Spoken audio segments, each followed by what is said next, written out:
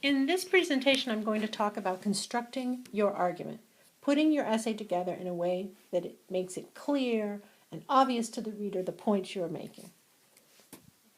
As you begin work on your documented essay, you're going to have to do a lot of research, secondary sources, people who are writing about the topic you're interested in. As you read your secondary sources, of course, you're making notes, writing out quotations you're going to use as evidence, making sure you have all the bibliographic information you need. But you also should keep a second scratch page open on your computer or a little notebook on the side where you jot down any ideas that come to mind as you're reading. You think, oh, that's something I should look up, or here's something I want to read about. Also, as you're reading your secondary sources, you want to think, do you agree or disagree with the author's overall premise? You may begin your documented essay with a very clear idea of the argument you're going to make regarding your topic. Or you may not. It may just be something you're interested in, but haven't quite fully formed your thesis as to whether you agree or disagree or think it's good or bad. Reading in secondary sources on both sides of the issue will help you clarify your own thinking. Sometimes you might agree with some things the author says and disagree with other things. That's okay. And this can be really good in terms of helping you formulate your own essay. What is it about the author's argument you find compelling? What do you not find compelling? Also, make connections between the things that you read. Have I read anything else that applies to this essay? You can make a very interesting essay when you are comparing other secondary sources. You say, this is my idea, this is Professor X's idea, this is Professor Y's idea. And let's talk about the similarities and differences. Also, make sure that the author is providing evidence that supports the claims he or she is making. Claims without evidence is really just opinion, and that's not a good secondary source. Okay, after you finish the reading, you're going to do pre-writing. This is where you sort of make a mess on the paper or on the computer screen to try to get all your ideas written down so you can look at them. First thing would be brainstorming, just sort of writing down ideas about your topic. One way to do this, just a scratch paper.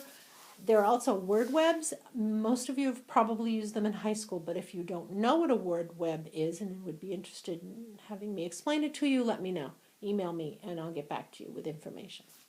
You also might try a free write, 5 minutes, write whatever comes to mind about your topic. This is a good way to get your ideas out there and try to figure out what your argument's going to be.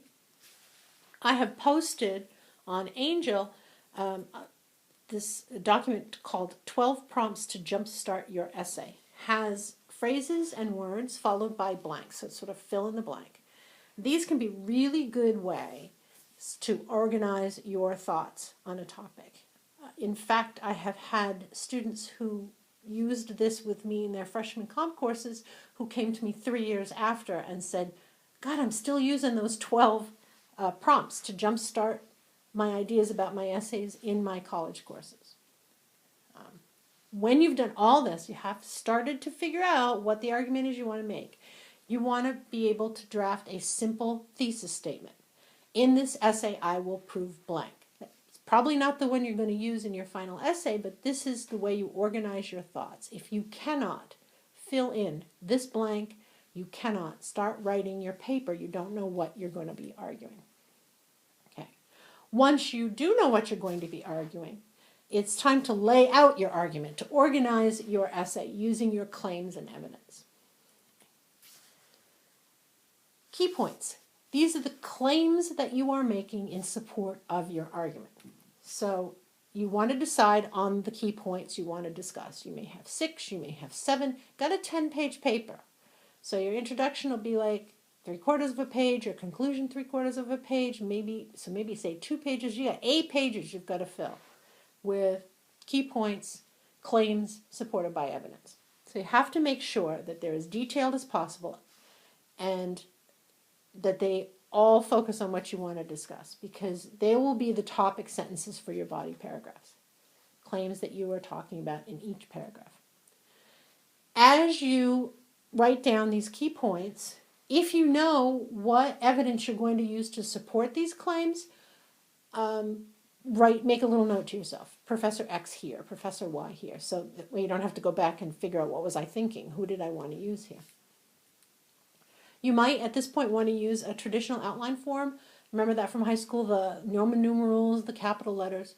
If you don't remember what an outline form is or have never used one before, I have posted a template on Angel. Once you have all those key points ready, it's time to organize the body of your essay. You want one key point leading into the other, one claim leading into the other. To make sure that you do this, discuss only one idea per paragraph. Each paragraph must support your thesis. So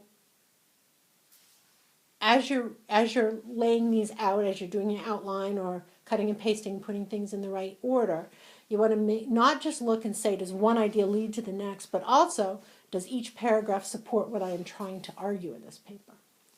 Start each paragraph with your claim, with your topic sentence. Make it clear to your reader what you're going to be talking about. You also want to end each paragraph with a segue, a sentence that leads into the next paragraph, so that the essay flows naturally.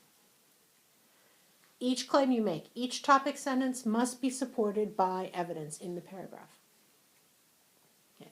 So the general paragraph structures your topic center, the sentence, the claim you're going to make, the different types of evidence you're using to support it.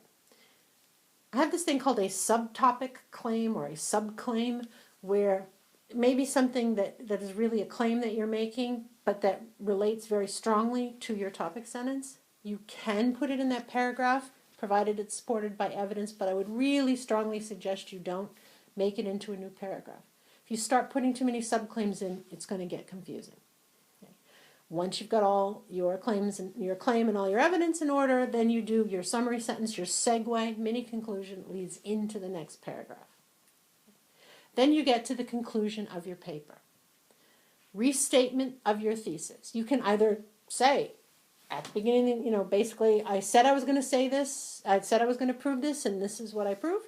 Or you can paraphrase the thesis that you had at the beginning, but you want to make sure that you bring your essay around back, point back to your thesis statement and say, this is what I was talking about. This is what I wanted to prove. Make sure there's no new information in the conclusion, no new evidence, no new ideas. It has to just be a summary of the argument that you made. Once you've summed up the argument, then you want to make sure that you have answered the question, so what? When I or any reader gets to the end of your essay, the question that's in our minds is, so what? Why did this student tell me this? What is the importance of what this student said? So your conclusion has to be strong, not too broad, as I talked about in the college level paper video, but you want to make sure that there's enough in there to sum up your argument and make it clear to your reader what your thesis was, that you proved your thesis, and this is why. Okay, good luck.